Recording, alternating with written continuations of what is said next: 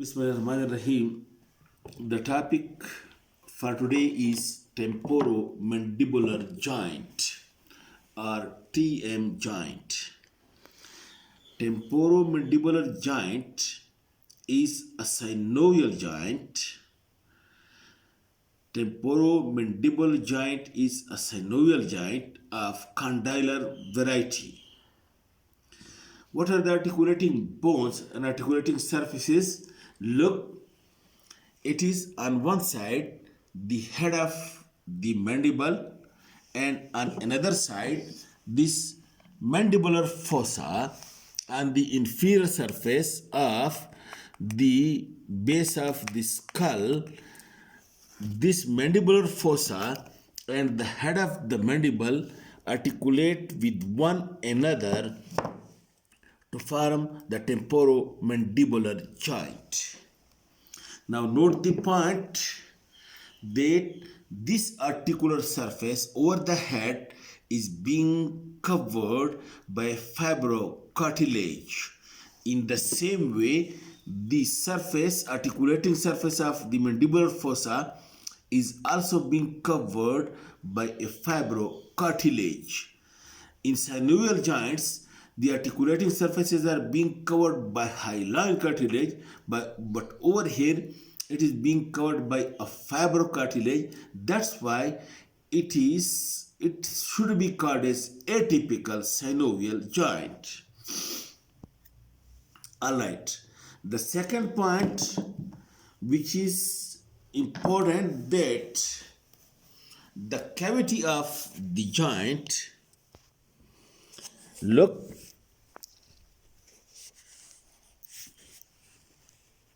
now look over here. This is the head of the mandible being covered by fibrous cartilage, and this is the mandibular fossa.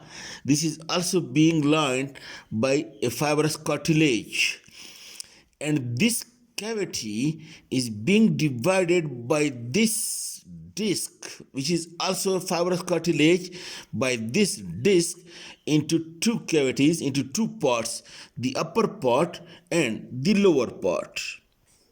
The upper part of the joint cavity and the lower part of the joint cavity, and said to be that the upper part is specially used for gliding movements and the lower part for rotatory and for gliding movements both. So this is again the specific point that the joint cavity is being divided by this fibrous cartilage into two cavities, upper and lower. Okay. Now again look, this is the joint between the head of the mandible and the mandibular fossa. Now look, this is mandible, and the heads right on the right side and head on the left side. In this way, the one bone make two joints with the mandibular fossa of the skull. That's why the TM joint is a complex of two joints, right and left, both joints. And generally, look, if there is movement at one joint, because it is being formed by the same bone at another side, that's why if any movement at one joint must be accompanied by a movement at the other joint as well. Okay. Then what are the ligaments of the temporomandibular joint? The first is the capsule. And you know, everywhere the capsule is being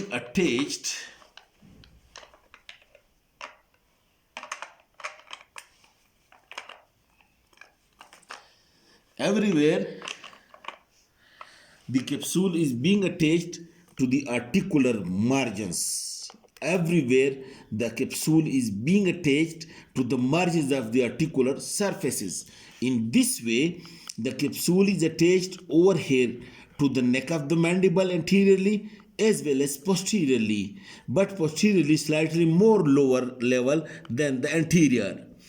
Then superiorly, the capsule is being attached to this aminus, and in the mandibular fossa, the upper part of the capsule is attached over here, and then to this fissure which you can see This is chemo, tympanic, fissure, and then medial and lateral. In this way, capsule is attached all around, and then over here attached to the anterior posterior surface of the neck, but over here to this medial eminence, and then scumotympanic fissure, and this medial and lateral to it.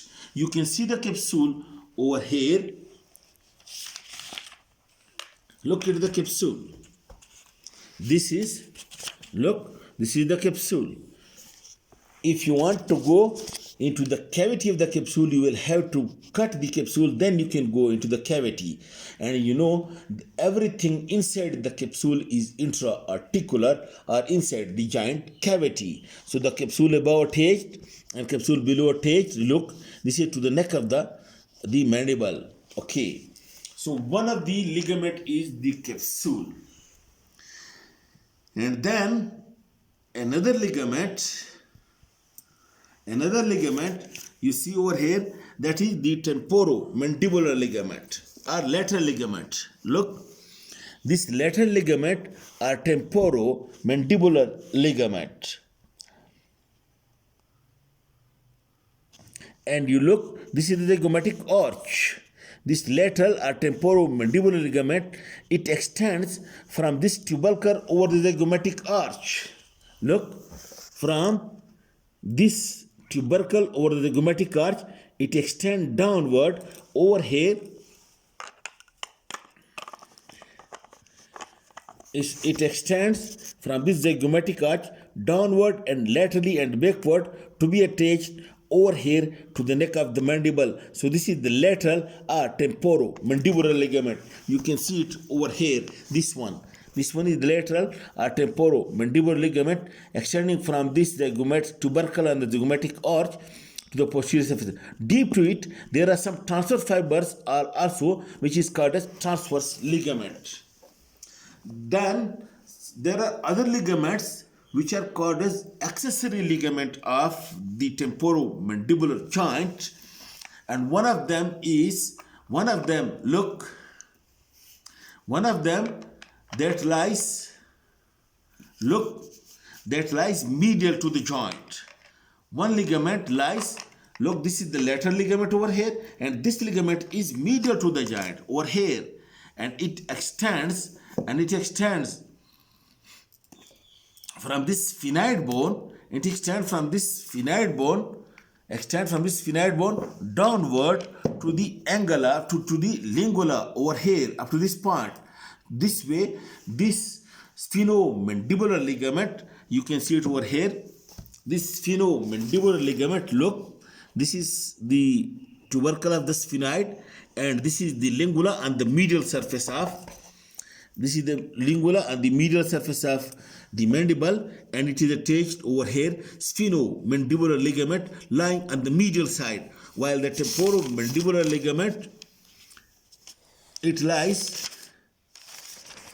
over here. Look, it lies on the lateral surface, while the sphenomandibular ligament lies on the medial surface. And then posteriorly, another ligament, you look, this is styloid process.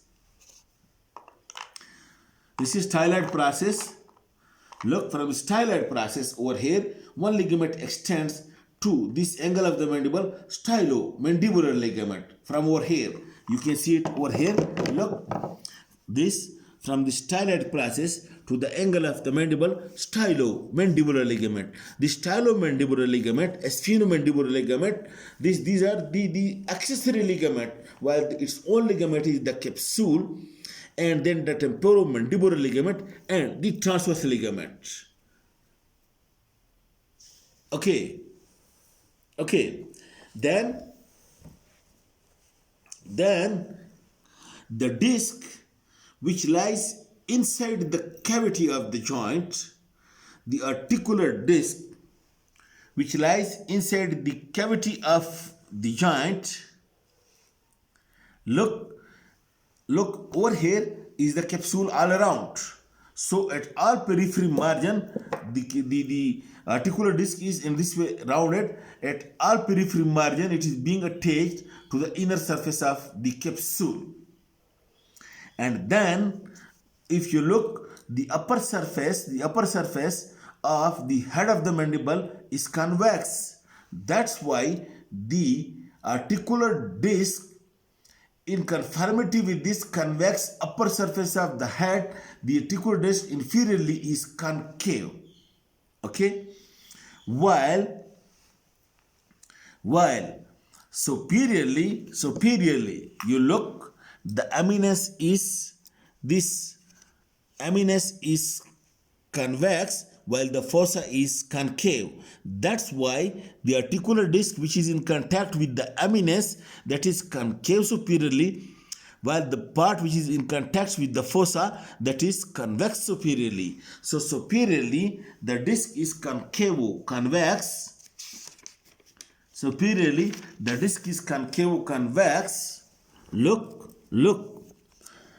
in this part where there is the eminence, over here it will be concave, while in the area of the fossa, that is convex. It is concave like this, convex superiorly, while inferiorly it is concave in conformity with the head of the mandible.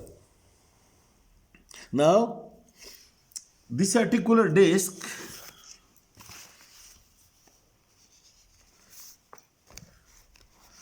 you look at this diagram again.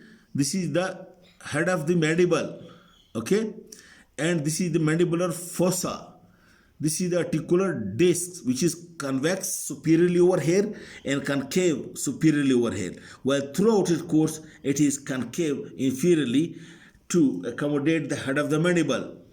While look anteriorly, this is being attached. Anteriorly the articular disc is attached over here to the neck of the mandible, and also attached over here to the neck of the mandible is one muscle, that is the lateral pterygoid muscle, this one.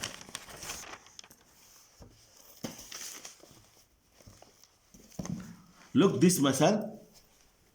This is the head of the mandible, and over here they attach the lateral pterygoid muscle, and the articular disc is also attached over here, so it becomes continuous with the lateral tendon of lateral pterygoid muscle. While posteriorly you look, it divides into two slips, the upper slip and lower slip.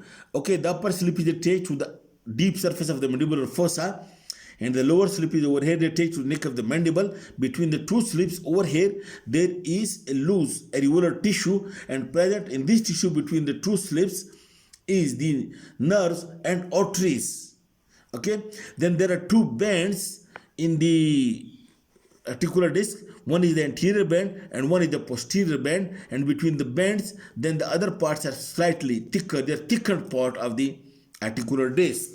And the articular disc divides the cavity into its upper part and lower part, the cavity. Okay, so in this way, this is the articular disc, and then what are the movements being permissible at the TM joint? Look, one movement, depression of the mandible for opening the mouth. One movement, elevation of the mandible for closing the mouth, and one movement, look, for grinding side to side movements like this, for grinding a foot.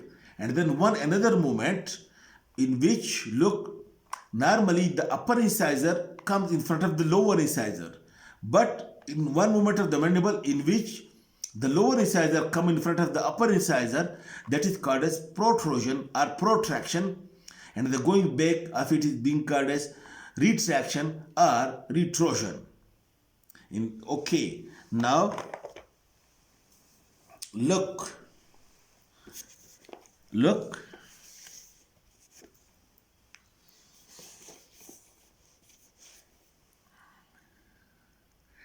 Now first is the depression of the mandible used for opening of the mouth. For depression of the mandible, look, the first step is, look, this lateral pterygoid you can see coming in this. When it contracts, it brings the head forward.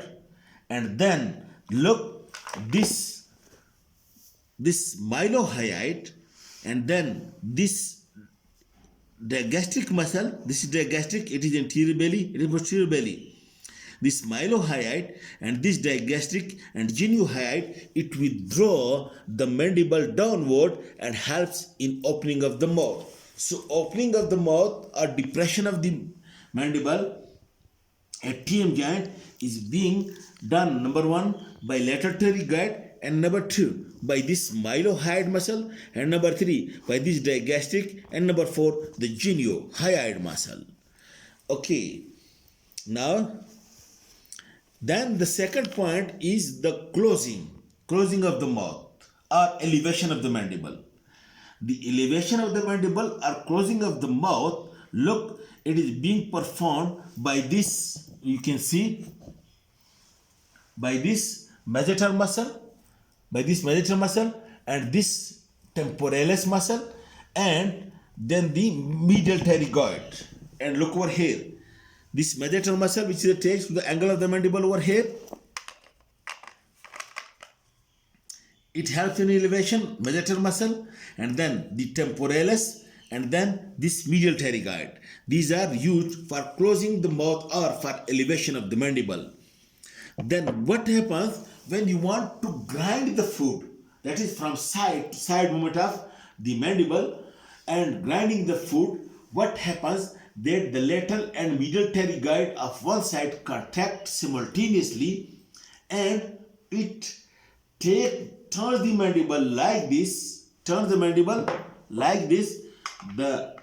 medial and lateral pterygoid of the right side, when contracts, it turns the mandible to this side, accompanied by movement at the other joint. And then after this movement, the lateral and medial pterygoid of the other side contract and brings the mandible in this side, in this way, this side. This is grinding movements for grinding the food or to make it food soft.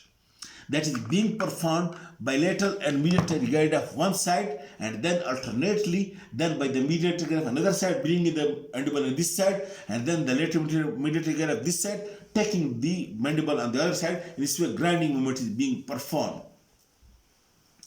And then lastly is the protrusion or protraction, in which these lower incisors come, for example, like this. The lower incisor come in front of the upper incisor. This is being performed by the simultaneous contraction of lateral and medial pterygoid of one side and lateral medial pterygoid of the other side. That is, all four pterygoid will contract. It helps in protraction or protrusion, in which the mandible is being pushed forward in such a way that this lower incisor come in front of the upper incisor. While bake is being then performed by the recoil of the joint absolute joint structure itself, and then by some posterior fibers of the temporalis and masseter as well. That is retraction. Now, normally there is anterior dislocation of this joint, more common anterior dislocation like this.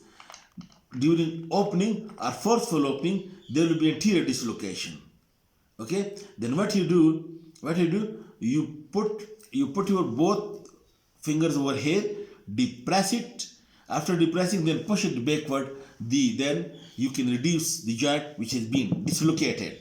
Okay, now the muscles of mastication which are used usually for opening and grinding, and the lateral medial pterygoid, temporalis and masseter, which are used for opening and closing the mouth and then for grinding.